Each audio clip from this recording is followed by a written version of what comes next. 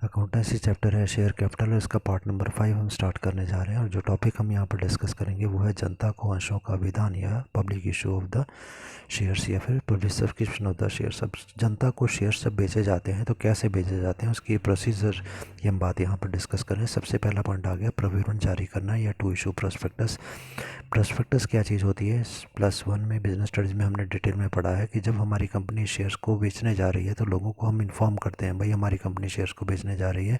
उसके लिए हम एक विज्ञापन एडवर्टीजमेंट निकालते हैं जिससे कि लोग कंपनी के बारे में हम लोगों को जानकारी देते हैं, उनको निमंत्रित या आमंत्रित करते हैं, इनवाइट करते हैं कि आप हमारी कंपनी में पैसे को इन्वेस्ट करो। अपनी कंपनी की लाभप्रदता या प्रॉफिटेबिलिटी के बारे में हम बताते हैं, कितनी फाइनेंशियली स्ट्रॉन्ग है हमारी कंपनी, सुदृढ़ है वित्तीय मामले में, ये सब कुछ उसमें डिटेल दिया जाता है।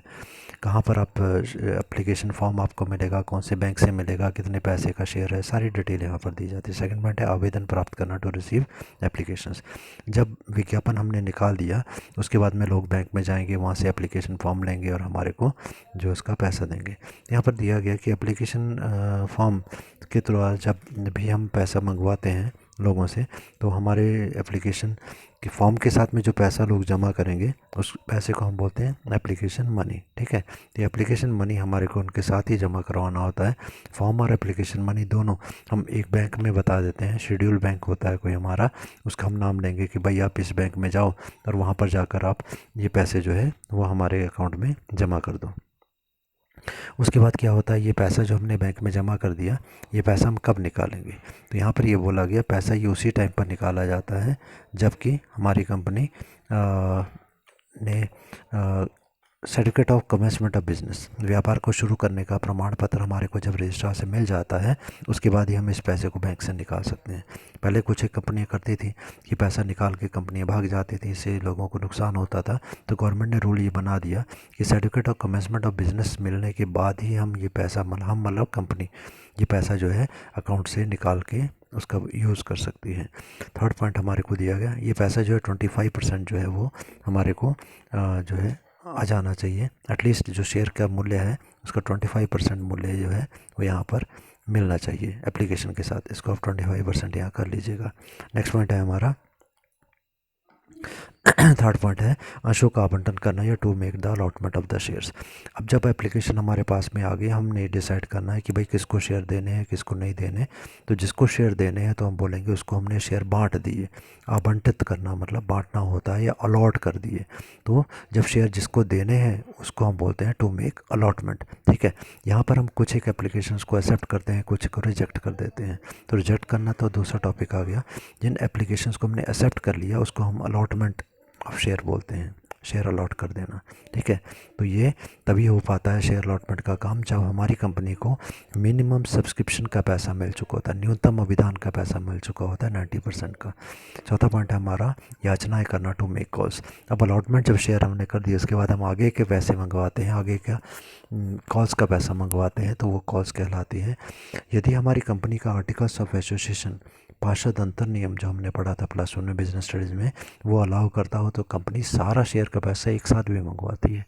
परंतु सामान्य तौर पर कंपनियां क्या करती हैं, सारा पैसा शेयर का एक साथ नहीं मंगवा के किस्तों में मंगवाती हैं, थोड़ा थोड़ा इंस्टॉलमेंट्स में मंगवाती हैं, जिसे कि कॉल्स कहा जाता है। हर एक कॉल जो होती है उसके बीच में 1 महीने का डिफरेंस जो है वो होना ज़रूरी होता है। और हर एक आदमी को 14 डेज़ का टाइम भी है वो दिया जाना चाहिए कॉल का पैसा पे करने के लिए। ठीक है, और कॉल का जो अमाउंट है वो शेयर की जो फेस वैल्यू है, अंकित मूल्य शेयर के ऊपर, जैसे 100 रुपये शेयर की कीमत है तो उसके 25% से ज़्यादा नहीं होना चाहिए। नेक्स्ट टॉपिक पर आते हैं जो हमारा मिनिमम सब्सक्रिप्शन या फिर न्यूनतम अभिदान। इसका क्या मतलब होता है कि कम से कम इतना पैसा जो है हमारी कंपनी को मिल जाना चाहिए। कंपनी एक्ट ये कहता है कि हमारी कंपनी अगर शेयर बेचने जा रही है तो कम से कम 90% तो हमारे शेयर बिक जाने चाहिए। अगर 90% से कम शेयर हमारे बिकते हैं तो हमारी कंपनी फिर आगे बिजनेस को कंटिन्यू नहीं करेगी और हमारी कंपनी को समाप्त हो जाना पड़ेगा। तो यहाँ पर क्या होता है कि मिनिमम कितना पैसा कितने शेयर बिक जाने चाहिए, तो 90% ऑफ शेयर इशूड्स, जितने शेयर हमने इशू करने हैं फेस वैल्यू ऑफ शेयर उसका 90% जो है वो मिल जाना चाहिए। ये मिनिमम सब्सक्रिप्शन का अमाउंट होता है या न्यूनतम अभिदान का होता है। पर ये 90% का पैसा हमें क्यों चाहिए, क्या खर्चा इससे हमने करना है, तो उसके पॉइंट्स आगे हमारे को दिए गए। पहला पॉइंट दिया गया, क्रय की गई संपत्ति या क्रय की जाने वाली संपत्ति का मूल्य चुकाने के लिए, for making the payment of the property purchased. हमने कोई प्रॉपर्टी, कोई एसेट वगैरह खरीदी है, तो उसके पैसे देने हैं, तो उसके पैसे देने के लिए ये मिनिमम सब्सक्रिप्शन का पैसा यूज़ होगा। सेकंड है प्रारंभिक व्ययों का भुगतान करने की, for making the payment of the preliminary expenses. Preliminary expenses क्या होते हैं, कंपनी के रजिस्ट्रेशन से पहले के जो खर्चे हमने किए थे वो भी पैसा हमने देना है, तो वो यहाँ पर देंगे। थर्ड पॉइंट है अभिकूपन कमीशन का भुगतान करने के लिए, for making the payment of under writing commission. बहुत ध्यान से समझे, अंडर राइटिंग ऑफ कमीशन का मतलब यहाँ पर क्या हुआ कि नॉर्मली हमने कहा कि 90% शेयर हमारे बिक जाने चाहिए, अगर नहीं बिकेंगे तो हमारी कंपनी बंद हो जाएगी। तो कई बार क्या होता है कि 50 या 60% ही हमारे शेयर बिके, ठीक है, और जब 50-60% शेयर बिके हैं हमारे, तो ऐसी कंडीशन में हमारा जो है कंपनी बंद हो सकती है।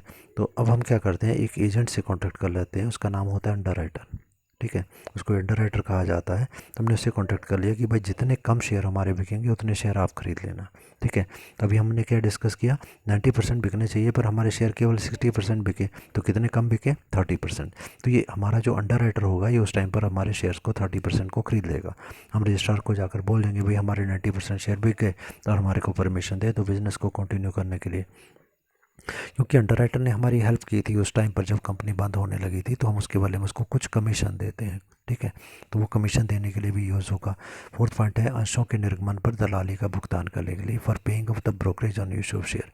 शेयर को बेचने के लिए हमने कुछ पेमेंट करनी होती है, कुछ पैसे देने होते हैं, ठीक है, तो वो पैसे हमने देने हैं, तो उसके लिए भी हमारे को पैसा चाहिए। पांचवा पॉइंट है उपरोक्त उद्देश्यों के लिए कंपनी ने कोई ऋण लिया है तो उसका भुगतान करने के लिए, for making payment of any loan taken for the above mentioned purpose. ऊपर जो पॉइंट्स हमने 4 डिस्कस किए, ये पेमेंट करने के लिए, अगर हमने कोई उधार लिया हुआ था तो उस उधार को पैसा लौटाने के लिए भी हमारे को पैसा चाहिए, ठीक है, उधार का पैसा लौटाने के लिए, तो वो भी इस पैसे से यूज़ किया जाएगा।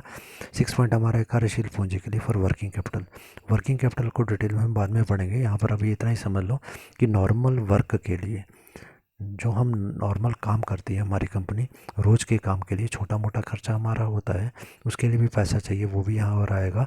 और 7th पॉइंट है अन्य किसी उद्देश्य को पूरा करने के लिए, अगर हमारी कंपनी को पैसा चाहिए नॉर्मल बिजनेस फंक्शन के लिए, तो वो भी यहाँ पर आएगा, ठीक है। अब नोट देखें, यहाँ पर दिया गया, इसे भी नोट करें आप लोग कि कंपनी की एप्लीकेशन प्राप्ति की अंतिम तिथि तक हमारी कंपनी ने जैसे कह दिया कि मान लो 1 जनवरी से लेकर 31 जनवरी तक आप शेयर के लिए एप्लीकेशन भेज सकते हो हमारे पास, ठीक है। तो लास्ट डेट कौन सी होगी, 31 जनवरी। तो लास्ट तिथि जो है एप्लीकेशन मिलने की जो है, तब तक यदि 90% राशि हमको नहीं मिल जाती मिनिमम सब्सक्रिप्शन की, तो हमें क्या करना होगा, अगले 8 दिन के अंदर अंदर सभी शेयर होल्डर जिन्होंने कि अप्लाई किया था, एप्लीकेशन भेजी थी हमारे पास, उन सभी लोगों का पैसा वापस लौटाना होगा।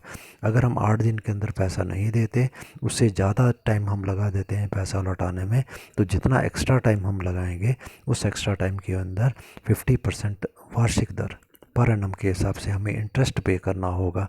पैसा जो लौटाएंगे, एप्लीकेशन का लोगों का पैसा आया था वो भी लौटाना है, उसके ऊपर 15% इंटरेस्ट हमें देना होगा। ये मेंशन किया हुआ सेक्शन 73 सब सेक्शन 2 में। उसके बाद नेक्स्ट टॉपिक पर आते हैं जो हमारा है प्रारंभिक व्यय या प्रिलिमिनरी एक्सपेंसेस। प्रारंभिक व्यय बताए गए कौन से होते हैं, जो कंपनी के रजिस्ट्रेशन से पहले के खर्चे हैं। पहला पॉइंट, इसमें कौन कौन से खर्चे आते हैं। पहला पॉइंट है कंपनी के रजिस्ट्रेशन के लिए विभिन्न प्रलेखों को तैयार करने का व्यय, expenditure for the preparation of the documents for the registration. हमने लास्ट ईयर पढ़ा था कि कंपनी को जब रजिस्टर करवाया जाता है तो बहुत सारे कागज़ में डॉक्यूमेंट बनवाए जाते हैं, प्रलेख मतलब डॉक्यूमेंट्स बनवाए जाते हैं, memorandum, articles, list of director वगैरह वगैरह, प्रोस्पेक्टस वगैरह। तो ये सभी कुछ हम लोगों ने डिस्कस करना है इसमें। उनको बनवाने के तैयार करने का खर्चा इसमें आ जाएगा, वो यहाँ से प्रिलिमिनरी एक्सपेंसेस में काउंट होगा। दूसरा, इनको प्रिंट करवाने का, छपवाने का खर्चा जो है वो भी इसी में काउंट हो जाएगा, ठीक है। उसके बाद नेक्स्ट पॉइंट के लिए नेक्स्ट पेज पे चलते हैं। नेक्स्ट पॉइंट हमारा है रजिस्ट्रेशन के प्रलेखों पर लगने वाली स्टैंप ड्यूटी। जब हम रजिस्ट्रेशन करवाने जाते हैं अपने डॉक्यूमेंट्स का, तो उस टाइम पर हमारे को क्या करना होगा, स्टैंप ड्यूटी पे करनी होती है, स्टैंप्स लगती हैं उसके ऊपर रजिस्ट्रेशन के लिए, वो खर्चा भी यहाँ से आएगा। रजिस्ट्रेशन की फ़ीस भी लगती है कुछ, अपनी कंपनी को रजिस्टर करवाने के लिए, वो फीस भी यहीं से जाएगी। कंपनी की प्रारंभिक लेखा पुस्तकों की लागत, cost of the initial accounting books, accounts की किताबें जो स्टार्टिंग में हम लोगों ने लगानी है उनका खर्चा भी यहाँ पर आएगा। कंपनी की सार मुद्रा की लागत या cost of the companies common seal, company की जो सील होती है, स्टैंप होती है, उसका खर्चा यहाँ पर आएगा। सैनपट अधिकृत पूंजी पर चुकाई जाने वाली duty, duty paid on the authorise capital, जितनी ज़्यादा हमारी ऑथोराइज कैपिटल होगी, जिस जो मेमोरेंडम में हम लोगों ने लिखी थी, उसके ऊपर हमें ड्यूटी या कुछ चार्जेस देने होते हैं, वो भी हम देंगे इसी में से। प्रोस्पेक्टस प्रविवरण तैयार करवाना, उसको छपवाने का खर्चा भी यहाँ पर आ जाएगा। उसके बाद है अंशों के निर्गमित करने का व्यय, paying off the expenses, share issue expenses, share को इशू करने के बहुत सारे खर्चे हमारे को करने होते हैं, वो भी इसमें। और अभिभावकों को दिए जाने वाला कमीशन हम लोगों ने डिस्कस किया, अंडर राइटर को जो कमीशन दिया जाता है वो भी इसी में से दिया जाता है।